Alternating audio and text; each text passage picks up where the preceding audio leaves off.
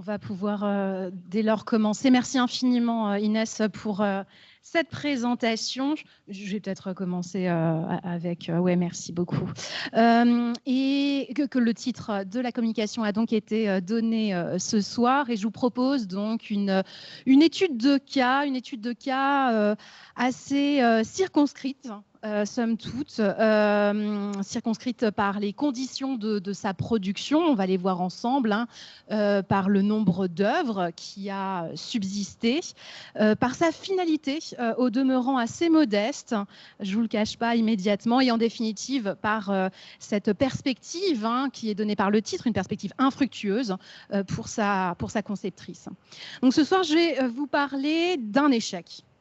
Ce qui est une focale, j'en conviens, assez inédite au regard des études en histoire de l'art de la médaille et des analyses numismatiques aussi, qui préfèrent plus souvent mettre l'accent sur des créations prestigieuses, sur des exemplaires somptuaires, ou même si certaines séries métalliques d'ancien régime n'ont pas abouti, sur la mémoire tangible de celles-ci par les traces qu'elles ont laissées. Je pense notamment à tous ces livres qui préoccupent beaucoup d'entre vous. Donc je dois avouer que cette série métallique et son infortune me préoccupent depuis plusieurs années.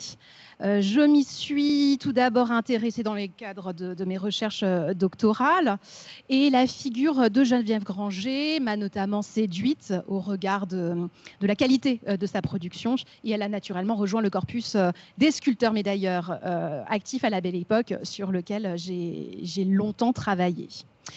J'ai ensuite pu me focaliser sur sa trajectoire professionnelle par le biais de la commande d'une notice biographique qui m'a été passée en 2020 en plein confinement pour alimenter le site Aware. Aware, c'est une association qui a pour objectif la documentation et la diffusion d'informations sur les femmes artistes entre le XVIe et le XXIe siècle. Et donc, à l'occasion de mes recherches pour alimenter cette notice, 3 données m'ont tout particulièrement intriguée. Elles tiennent, et vous l'avez à l'écran, en une œuvre, ou plutôt une plaquette intitulée « Vieux pêcheur de Volendam », dont je connaissais un exemplaire conservé au musée d'Orsay. Elles tiennent aussi, elles ont tenu en la mention sous la plume de celui qui deviendra son époux, l'écrivain Pierre Chanlaine, d'une série d'études de type hollandais.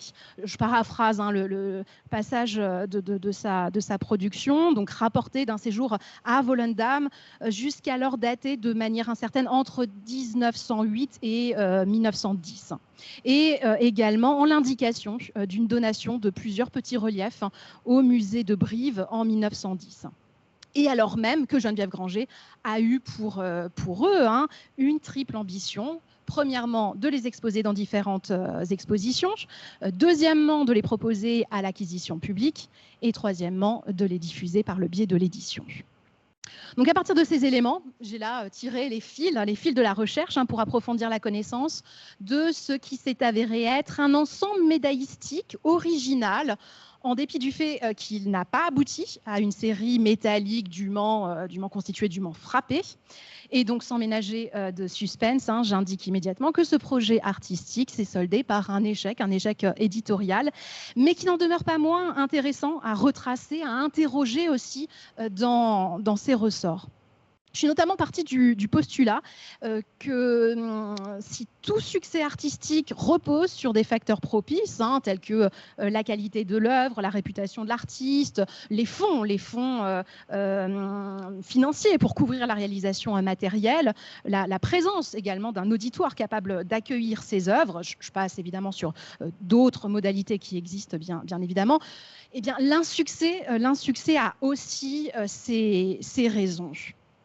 De fait, à l'instar de Linda Nochlin, cette grande historienne de l'art qui a posé cette question fondamentale, pourquoi n'y a-t-il pas eu de grandes artistes femmes, et qui a cherché à saisir cette absence sous un angle rationnel en trouvant notamment les causes dans la structure même des institutions sociales qui prodiguent interdiction et encouragement à des classes ou à des groupes d'individus variés. Je la cite brièvement. J'aimerais ce soir vous faire prendre conscience des biais subjectifs de l'invisibilisation du travail travail d'une sculptrice médailleuse par un système des beaux-arts qui offre encore, au début du XXe siècle, peu d'opportunités professionnelles aux femmes artistes, puisqu'il reste dominé par le jugement de quelques prescripteurs, on va le voir ensemble, et ce qui a évidemment obligé Geneviève Granger à ruser pour s'imposer. Alors, avant d'aborder cette fameuse série, quelques mots quand même sur cette intrépide sculptrice qui a poursuivi une singulière ambition de médailleuse. Geneviève Granger est née à Tulle en 1877.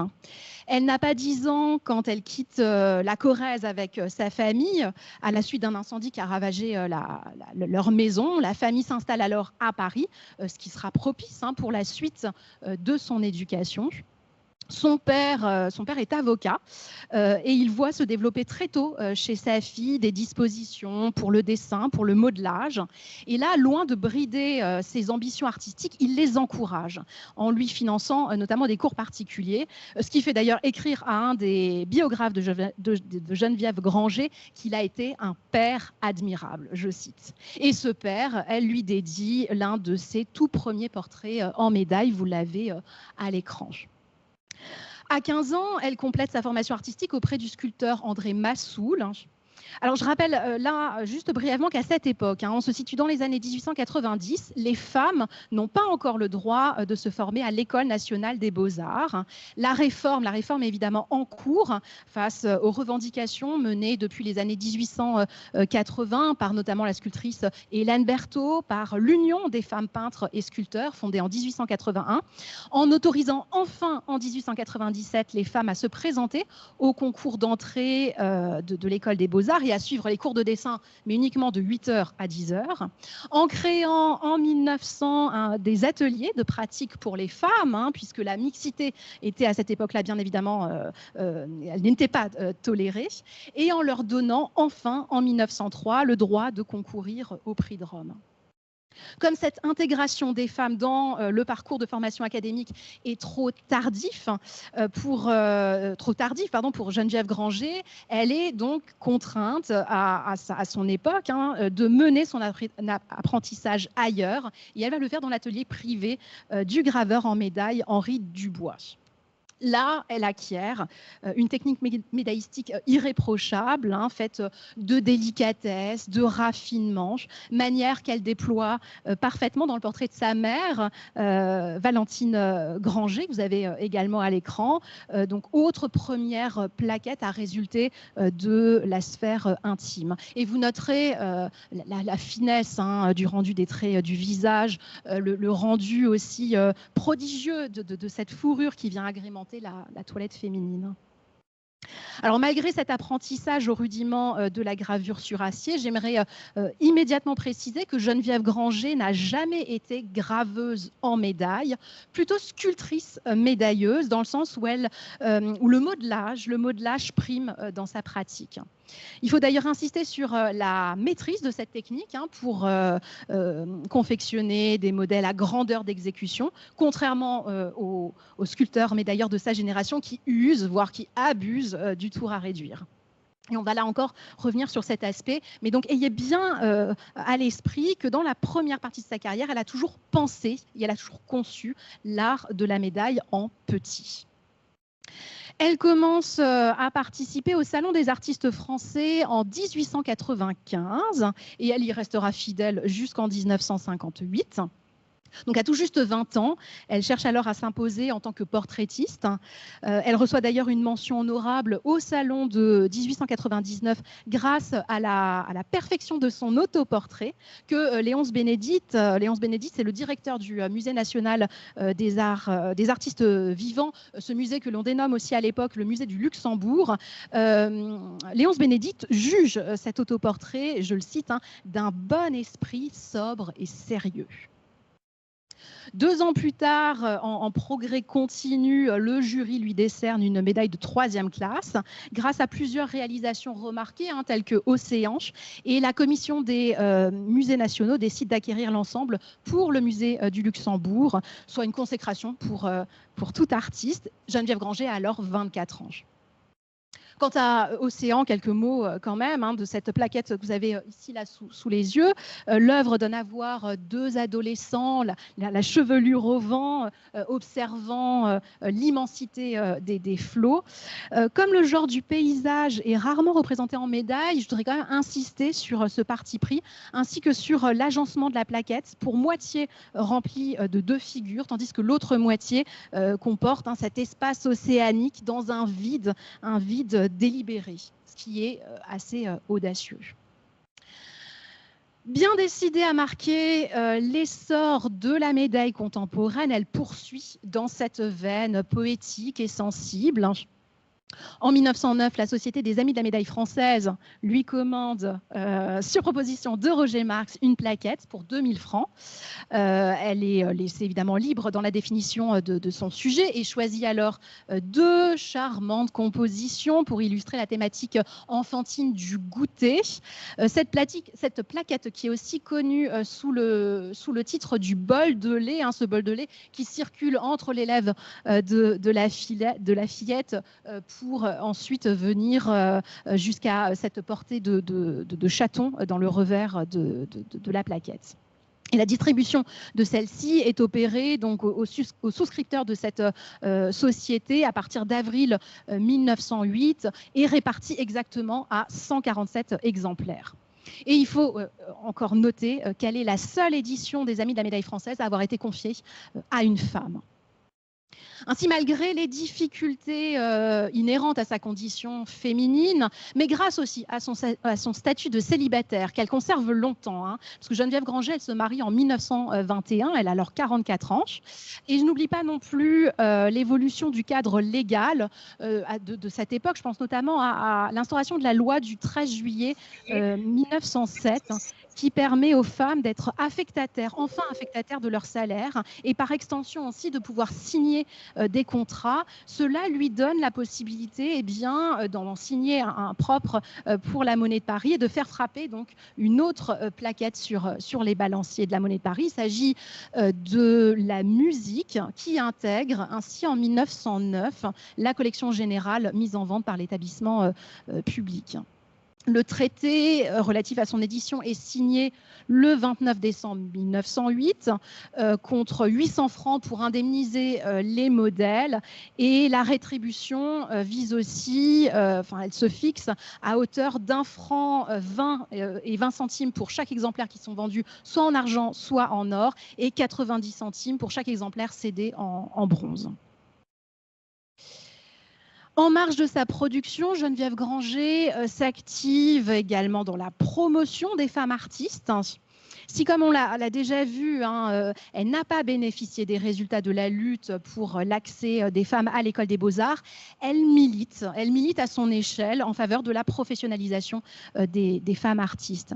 Et là, je dois dire c'est une personnalité qui est vraiment animée d'une ambition que je pourrais qualifier d'artistico-féministe, qui dépasse sa propre personne de manière à servir les intentions professionnelles de ses consoeurs. Et donc, très concrètement, elle s'investit très tôt dans la transmission. Elle ouvre en 1902 un cours de dessin, de sculpture, de peinture et surtout de gravure en médaille. Pour ce faire, elle accueille dans son atelier situé 22 rue d'Enfer Rochereau des artistes qui souhaitent perfectionner leur pratique, comme les Françaises Ernesta Robert-Mérignac ou Madeleine Thomas-Gallois. Alors là, je souligne leur nationalité parce qu'on compte beaucoup plus d'étrangères à fréquenter cet atelier que des Françaises, à l'image des Anglaises Mignon Lund et Mabel Masson, dont vous avez le portrait à l'écran, des Irlandaises Blanche Stark et Gwendolyn Herbert, ou encore de l'américaine Éléonore Antoinette Sneden, dont elle a aussi immortalisé le portrait en médaille. Je ne voulais pas ajouter dans le diaporama. Donc, pour favoriser la sororité, Geneviève Granger cofonde encore deux sociétés pour lesquelles son atelier sert encore une fois de lieu de réunion, à tel point d'ailleurs que beaucoup de commentateurs en parlent comme d'une académie féminine ou d'un véritable centre social. Alors d'une part, elle fonde en février 1907 les Quelques. C'est une société de femmes artistes qu'elle préside jusqu'en 1912, dont le but est d'organiser une exposition annuelle en non-mixité. En janvier 1908, la première édition de cette exposition réunit 28 peintres et sculptrices à la Galerie des Artistes Modernes, qui est située rue Caumartin à Paris. Et d'autre part, elle fonde en mars 1908 les Unes internationales. C'est une sorte de mutualité féminine qui intègre une représentante pour chaque profession libérale dans le but de militer pour l'accès des femmes, alors non pas au travail, puisque à cette époque-là, c'est déjà un acquis, mais à une profession. Et au sein de cette société, Geneviève Granger représente d'ailleurs la profession des sculptrices. Et c'est donc dans ce contexte où elle est accaparée par de multiples responsabilités, qu'elle trouve le temps de voyager. Pour comprendre comment j'ai réussi à cerner la date de son départ, il faut revenir aux Unes internationales et à la tenue de leurs propres expositions. Cette exposition, elle ouvre pour la première fois en mai 1908 au Cercle international des arts, qui est situé boulevard Raspail, où Geneviève Granger expose un ensemble de plaquettes, parmi lesquelles se trouve ce portrait de deux jeunes femmes. Comme vous êtes désormais au fait des traits de son visage, vous avez reconnu l'identité de ce profil que le directeur des Beaux-Arts, qui était venu inaugurer l'exposition, promet d'acquérir pour 50 francs et d'attribuer ensuite aux collections du musée du Luxembourg.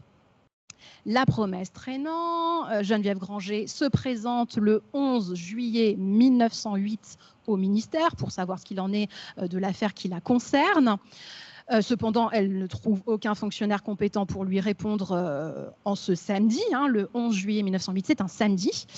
Et elle laisse alors cette note manuscrite à laquelle le chef du bureau des travaux d'art lui répond 10 jours plus tard en l'invitant à passer au ministère pour discuter de son affaire. Or, à cette date, elle n'est déjà plus à Paris. Elle est probablement partie en Hollande autour du 20 juillet 1908, étant donné qu'elle a manqué la lettre de convocation de l'administration qui lui a été envoyée le 22 juillet.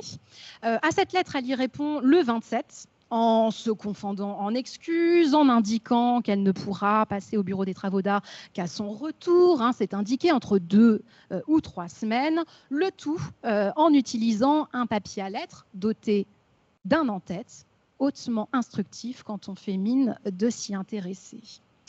Il nous apprend en effet qu'à cette date, elle est installée à l'hôtel Spender à Volendam. Et de fait, si on ignorait jusqu'à présent la période et les conditions de son séjour en Hollande, l'archive nous confirme bien que ce voyage a eu lieu à l'été 1908, qu'elle est probablement partie autour du 20 juillet, ça je l'ai déjà dit, qu'elle est sans doute revenue vers le 20 août, soit un mois complet de villégiature. Quant au financement de ce voyage, il reste incertain, mais on peut quand même supposer que l'indemnité de 2000 francs touchée au printemps 1908 des Amis de la Médaille française, ainsi que de probables ventes réalisées à l'occasion des expositions des Quelques, des Unes internationales, du salon officiel également, auquel elle participe dans le premier semestre de l'année, ont pu financer ce fameux voyage. Et s'agissant enfin de son point de chute, l'hôtel Spender, cet hôtel était réputé à cette époque déjà pour être une destination d'artistes. Ce qui n'était qu'une simple auberge ouverte en 1954 est devenu un hôtel en 1881 dont le propriétaire facilitait la location d'ateliers à ses hôtes de marque. Alors pour trouver ces informations, je n'ai pas eu besoin de creuser beaucoup puisque l'établissement est toujours en activité sous la même dénomination et qu'il a fait de ce passé glorieux son fonds de commerce. Et il est vrai que cette charmante destination, localisée au nord d'Amsterdam, je vous ai juste mis une carte pour situer le village de Volendam par rapport à Amsterdam, ce village offre une vue imprenable sur le lac de Marken et qu'il se constitue d'un village pittoresque dont l'activité principale est la pêche en eau douce et dont les traditions sont encore très ancrées à cette époque. En témoigne notamment cette carte postale datée vers vers 1900 que j'ai pu trouver assez facilement. Ainsi, ce périple révèle à lui seul la liberté de mouvement de cet intrépide artiste, à une époque où, je le rappelle, l'aventure reste l'apanage des hommes. Même s'il n'a duré qu'un mois et qu'il a eu pour destination qu'un port de pêche déjà réputé auprès des touristes européens, il pose néanmoins la question de la capacité à voyager à sa guise quand on est une trentenaire célibataire au début du XXe siècle. Et en tout état de cause, Geneviève Granger démontre là son émancipation, son besoin aussi de renouveler à cette époque son inspiration pour aborder une nouvelle étape dans sa carrière.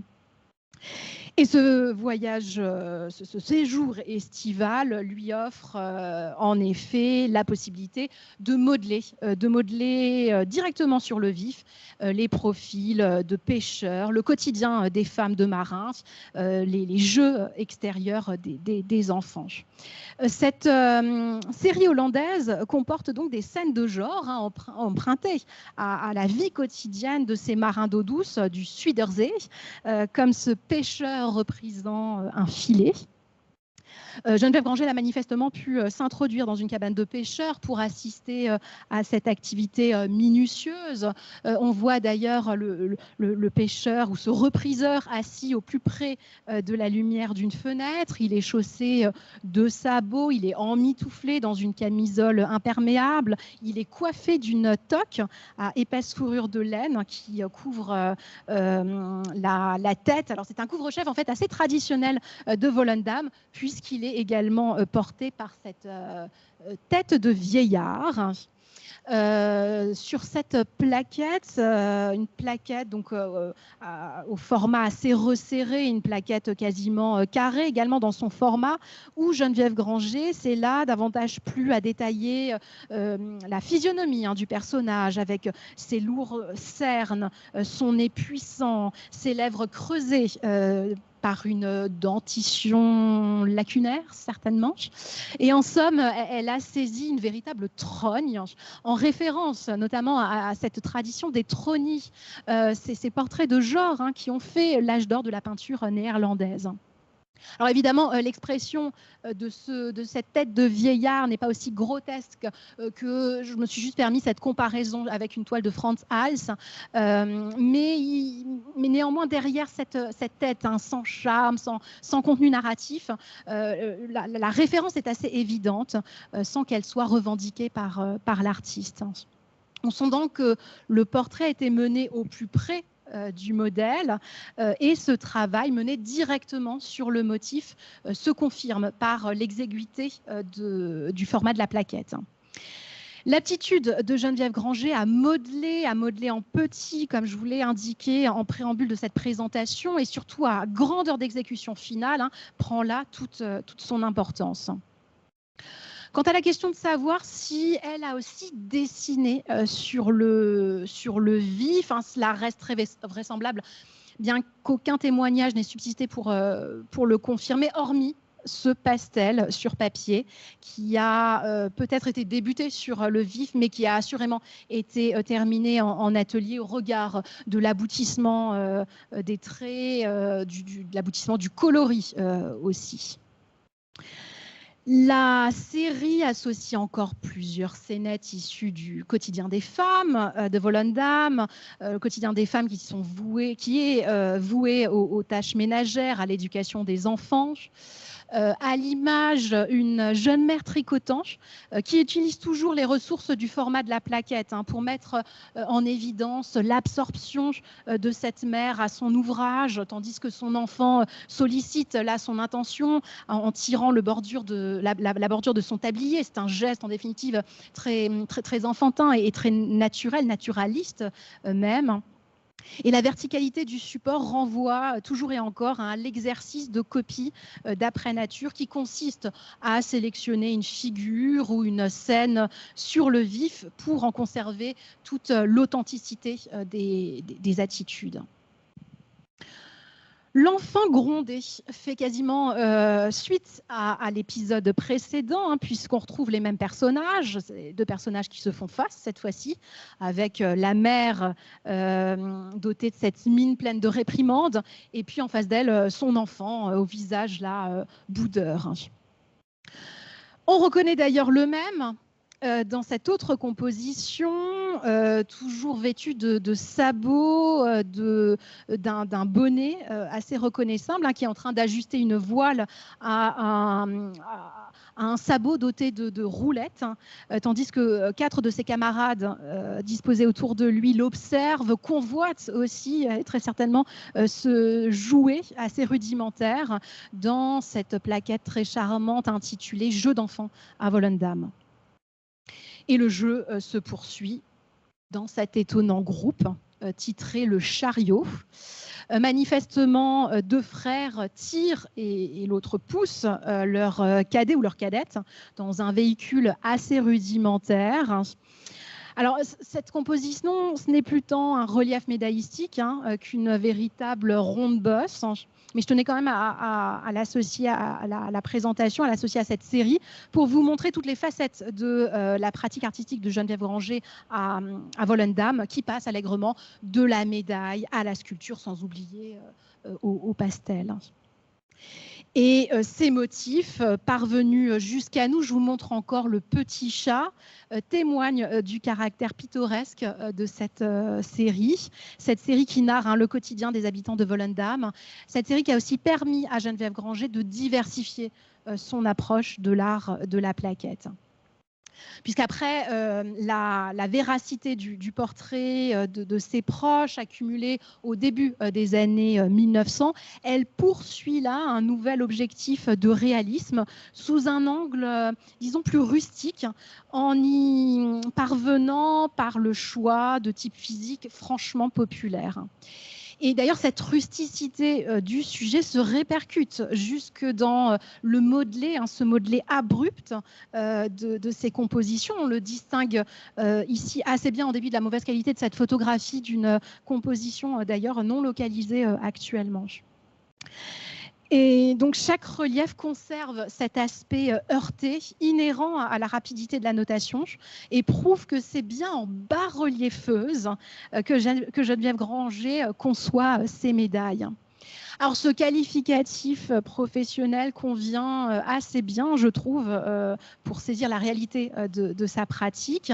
D'ailleurs, un mot sur son étymologie, parce qu'il ne s'agit pas d'un néologisme, d'une création de ma part. Dès la fin des années 1890, Alexandre Charpentier se définissait comme tel, un bas-reliefeur. 15 ans plus tard, le terme est employé pour qualifier le talent d'Ovid Janssens. Et donc, étant donné que Geneviève Granger est contemporaine de ces deux sculpteurs médailleurs, j'ai trouvé là opportun de lui appliquer aussi cet adjectif.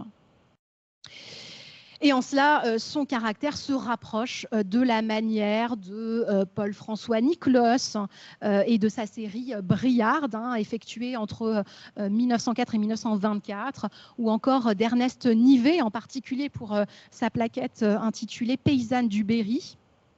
L'orientation esthétique de Geneviève Granger renvoie aussi au naturalisme avec lequel Ovid Janssens traite certaines figures d'indigents tirées de sa Bourgogne natale, à l'image de ce triptyque, hein, Annette la folle, Pierrette la pauvre, pardon, et Virginie la sage.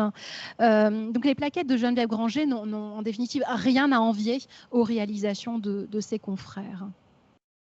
Ce terrain d'observation qu'est Volendam a donc été foisonnant, et si foisonnant en ressources iconographiques qu'elle ramène à Paris toute une série d'études de cette pittoresque région. Et là, j'emprunte la formule à Pierre Chanlaine. Les plaquettes ont alors pour vocation d'être jetées en bronze, hein, et pour objectif d'être exposées afin de confirmer ses capacités artistiques auprès de ses pairs, de renouveler aussi sa place au sein du marché de l'art et d'actualiser son envergure auprès de la critique artistique. Donc à 30 ans, elle cherche bien à prouver la diversité de son talent afin de se débarrasser définitivement de cette fameuse étiquette de portraitiste qu'on lui avait collée assez rapidement au tout début de sa carrière, 10 ans plus tôt, et marquer aussi de son empreinte l'essor de la médaille contemporaine en poursuivant une veine naturaliste. Le plan, si je puis dire, la stratégie qu'elle établit à ce moment-là pour conquérir une réputation plus large est à cet égard assez intéressante. Cette stratégie, elle se fonde exclusivement sur l'exposition, puisque là encore, faut l'avoir bien à l'esprit, elle a toujours été dépourvue de protecteurs, de mécènes, de relais pour approcher les éditeurs, et elle ne connaît alors plus la sécurité de la vie bourgeoise, en y ayant renoncé à 20 ans pour devenir artiste. Son seul salut, si je puis dire, à cette époque réside donc dans la visibilité offerte par les expositions parisiennes, provinciales, internationales aussi, auxquelles elle ne cesse d'adresser ses œuvres. Elle utilise d'ailleurs assez judicieusement la diversité des sections au Salon des artistes français en adoptant le principe d'ubiquité de 1898 à 1900, puis encore de 1907 à 1914. Alors très concrètement, cette stratégie s'appuie sur le fait qu'elle se sert de la section sculpture pour y dévoiler des bustes, des statuettes, des médaillons ou des bas-reliefs en plâtre qui constituent très souvent des modèles médaillistiques, tandis qu'elle soumet à la section gravure en médaille des cadres contenant plusieurs clichés en métal argenté ou des exemplaires en bronze. De cette façon, en 1910, elle scinde très subtilement sa série hollandaise. Donc, sous le numéro 3623 du catalogue du Salon des artistes français, le public découvre parmi les sculptures une vitrine, je cite, contenant 3 statuettes en plâtre, intitulée « Jeux d'enfants à Volendam », pour lesquelles je fais l'hypothèse que ce fameux groupe du chariot s'y rattache. Il est aussi donné à voir avec une statuette en bronze d'enfants et chats qui pourrait correspondre au motif du petit chat que je vous ai montré un peu plus tôt. Et d'ailleurs, par cette indication, une statuette bronze, on apprend qu'il aurait été pérennisé en métal. De l'autre côté, dans la section gravure en médaille, sous le numéro 4236, c'est un cadre de médailles et plaquettes en bronze qu'elle expose, parmi lesquelles figurent Vieux pêcheurs de Volendam et un groupe d'enfants pour lesquels la probabilité qu'il s'agisse des motifs que vous voyez ici à l'écran est assez forte. Vieux pêcheurs de Volendam est sans aucun doute la composition qui a le plus satisfait Geneviève Granger, parce qu'elle résume à elle seule l'apport de ce voyage. La plaquette représente 4 pêcheurs coiffés de ce fameux bonnet de laine, tous vêtus de la même camisole. Ils se succèdent dans une composition en frise. Les 3 premiers sont représentés de profil à droite, tandis que le 4e est positionné de 3/4 dos à gauche, et cette position qui permet de rompre l'axialité de la composition. Du fait également du caractère anépigraphe de cette plaquette, le relief conserve son caractère d'étude et renvoie à l'exercice du portrait d'après nature, qui a consisté à sélectionner en définitive 4 marins d'eau douce pour saisir là encore toute l'authenticité de leur physionomie.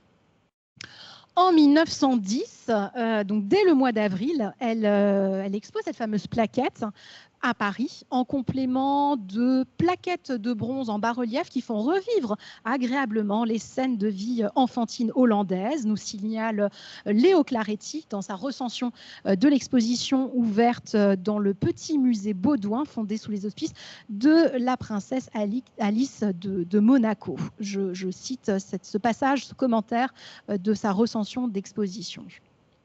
Cette fameuse plaquette, elle est aussi exposée au Salon d'automne, sous le numéro 497. Vous avez un extrait du catalogue à l'écran. Et il figure au Salon des Unes internationales qui s'ouvre le 14 novembre au Salon international des arts situé boulevard Raspail, parmi un cadre de médailles en bronze au sujet dit neuf. Ce cadre, ce fameux cadre qui est donc exposé au Cercle international des arts, il y a de très grandes chances qu'il ait aussi été présenté à la première rétrospective de l'artiste qui se tient dans le courant de l'année 1910 au Lycéum à Paris. C'est alors un club féminin très, très réputé. Et il va être également présenté au Salon Périgourdin qui ouvre à Périgueux également dans le courant de l'année 1910. Alors, au-delà de Paris et de la province, l'ambition artistique de Geneviève Granger la pousse à exposer à l'étranger. Elle participe de cette façon à l'exposition internationale de médailles contemporaines organisée à New York en mars 1910. On est toujours en 1910. Cette exposition organisée par l'American Numismatic Society. Je vous ai sélectionné de son catalogue juste un passage, puisqu'on y retrouve toujours ces têtes de vieux pêcheurs hollandais parmi la sélection. Cette sélection qui s'avère quasiment similaire à celle figurant dans la section des médailleurs français de l'Exposition universelle et internationale de Bruxelles, qui est, elle, ouverte d'avril à novembre 1910. En témoigne ce dernier passage du catalogue. En somme, j'ai multiplié toutes ces participations pour la seule année 1910 et vous comprenez là qu'elle adopte en définitive une promotion, disons, tout azimut de son œuvre.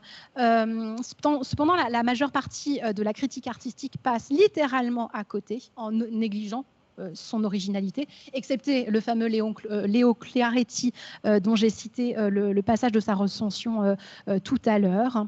Et donc ce manque de résonance cantonne en définitive cette série au registre mineur de l'histoire de la médaille. Il invisibilise aussi le nom de Geneviève Granger, de la cohorte de médailleurs investis à renouveler cet art au début du XXe siècle et rend finalement son périple hollandais caduc, alors même que les figures paysannes, que je vous ai montré un peu plus tôt, croquées par ses confrères durant leurs séjours respectifs en Brie, en Berry, en Bourgogne, ont, eux, été bien mieux valorisés sous le prisme d'un régionalisme assumé par leurs producteurs et apprécié par leurs commentateurs. Les éditeurs ne se montrent pas plus intéressés que la critique artistique. Pourtant, le corpus hollandais est à la hauteur de la production de Geneviève Granger, cette production qui a déjà été soumise à la diffusion par le passé. De l'avis de Jean Chatin, c'est un critique limougeaud qui rédige en 1917 une première synthèse de son œuvre. Dans cette série, il écrit qu'elle s'y montre réfléchie, précise sans dureté et d'une sobriété de moyens vraiment extraordinaire. Fin de citation. Et donc sans en définitive être prodigieuse, parce qu'il ne s'agit pas d'élever en définitive cet ensemble au rang de prouesse artistique, ni d'en faire un chef-d'œuvre médaillistique. Néanmoins, la qualité naturaliste du traitement associée à l'anecdote confère à la série un aspect charmant et donc marchand. Pourtant, cette série, elle n'a jamais circulé auprès des amateurs ou très peu, mais c'est excessivement difficile de le savoir dans l'état actuel de la connaissance. Il faut là admettre qu'en termes d'édition, hormis la plaquette des paysannes du Berry d'Ernest Nivet, qu'on a vu un tout petit peu plus tôt, qui avait été frappée à 121 exemplaires par les Amis de la médaille française, la majorité des sujets rustiques contemporains circulent en définitive assez peu. Et en définitive, la série de Geneviève Granger connaît le même sort.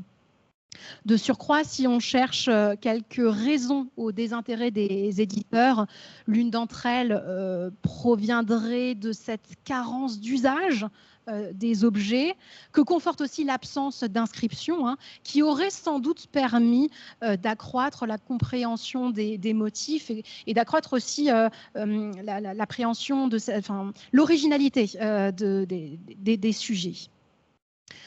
Donc cette double infortune, hein, qu'elle soit critique et éditoriale, a évidemment été préjudiciable à la conservation de l'ensemble.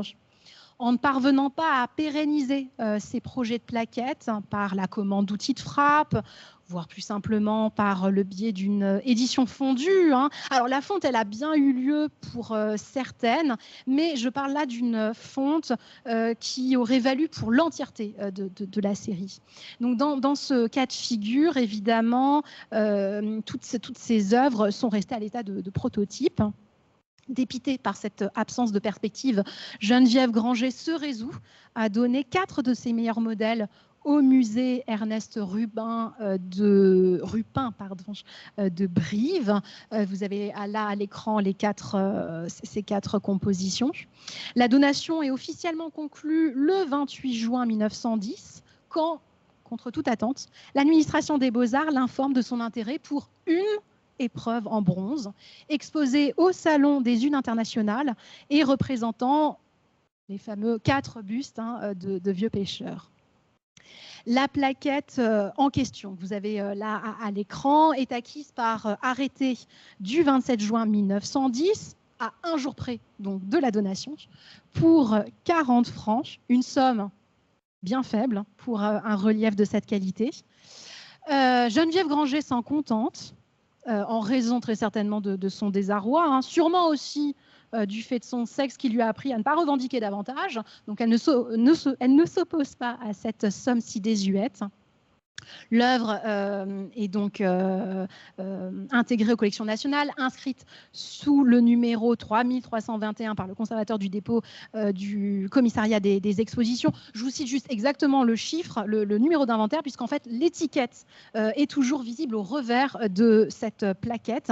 Elle a été relevée par les conservateurs du patrimoine, donc en charge de la gestion de ces collections au musée d'Orsay, mais le numéro n'a pas encore pu être identifié. Enfin, la correspondance n'a pas été faite. Et ensuite, donc, la plaquette a été attribuée au musée du Luxembourg en janvier 1912. Par ce don, par cette acquisition inespérée, hein, Geneviève Granger se sépare donc définitivement de sa série. Alors, elle conserve tout de même dans son atelier une maquette intitulée « 2 figures de pêcheurs hollandais ». Le bas-relief à l'origine est en plâtre patiné, genre albâtre. Il mesure 36 cm sur 39. Ce n'est donc pas l'œuvre qui figure là à l'écran. Cette œuvre, elle a été exposée au salon de 1913 pour tenter de susciter quasiment dans une ultime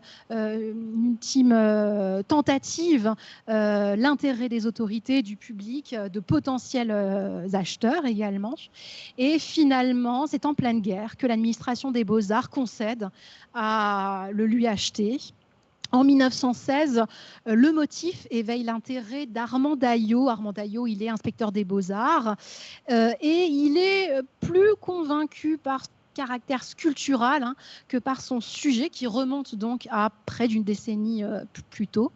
D'ailleurs, le lapsus avec lequel il désigne l'objet est assez révélateur, hein, dans la correspondance, dans le rapport qu'il rédige. Je cite juste un passage.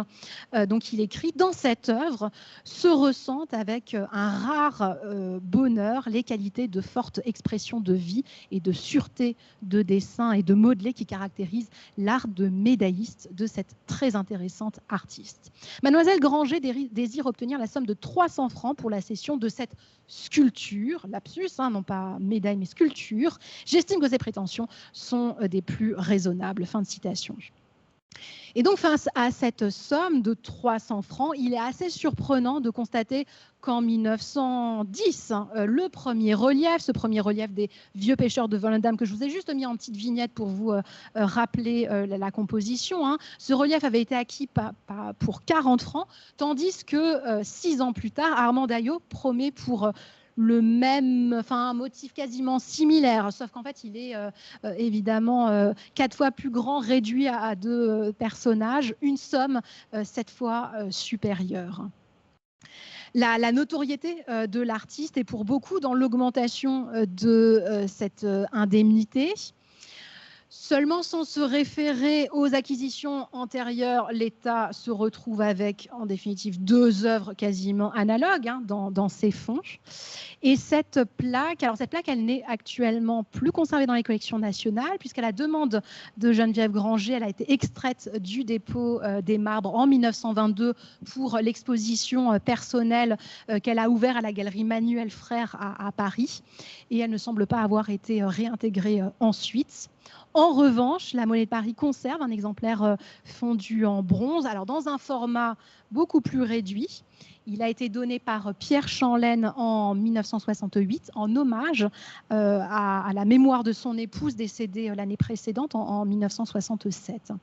Et donc à travers cette œuvre, disons dérivative, on peut supposer qu'une opération de réduction sans autorisation a causé en définitive la perte de ce fameux plâtre, un épisode malheureux que l'artiste s'est bien gardé de divulguer au propriétaire public qui n'a en définitive jamais réclamé sa réintégration. Voilà pourquoi il est actuellement absent des collections nationales. Donc pour conclure, il faut savoir que cet épisode en définitive déceptif a eu de sérieuses conséquences sur la trajectoire artistique de Geneviève Granger, puisqu'il débouche sur un renoncement professionnel, c'est-à-dire qu'après-guerre, elle délaisse l'art de la médaille pour s'orienter vers la sculpture. Dans le domaine du petit bronze d'édition, elle trouve dans les maisons Barbedienne ou Sceaux de Coville de quoi satisfaire ses ambitions éditoriaux, même éditoriales, pardon. Et la société Etling la soutient également dans la définition, dans la diffusion de statuettes de céramique, à l'image, je vous l'ai juste mis à l'écran, de cette danseuse au drapé, qui peut aussi s'intituler Attitude, qu'elle met à la mode à partir de 1922. Et enfin, en 1933, elle inaugure son premier monument à Bar-le-Duc, la figure de lectrice sur laquelle elle travaille dans son atelier, mirette à la main, constitue un fragment du monument à André Theuriet, que je vous ai mis en plus petit juste à côté, et nous témoigne en définitive du bonheur désormais trouvé dans l'art monumental. Finalement, sa collaboration avec la Monnaie de Paris reprend, mais très tardivement, entre 1947 et 1960, autour d'une série de portraits d'écrivains et de maréchaux de la Grande Guerre. La Monnaie de Paris édite successivement une médaille en mémoire d'Alphonse Daudet en 1947, de Chateaubriand en 1948, du maréchal Foch en 1952, du maréchal Fayolle en 1953, de José Maria de Heredia en 1959 et une médaille pour l'association des écrivains combattants en 1960. Je n'ai pas chargé la diapositive, donc je vous ai juste mis à l'écran les deux premières collaborations. La correspondance qui subsiste dans les archives de la Monnaie montre à quel point Geneviève Granger entretient alors de bons rapports avec le service commercial de la Monnaie de Paris. Pour autant, il était alors inenvisageable de frapper médaille à partir de l'ancienne série hollandaise. À cette époque, sa place demeurait bien en réserve dans les musées où elle se trouve toujours actuellement. Je vous remercie pour votre attention.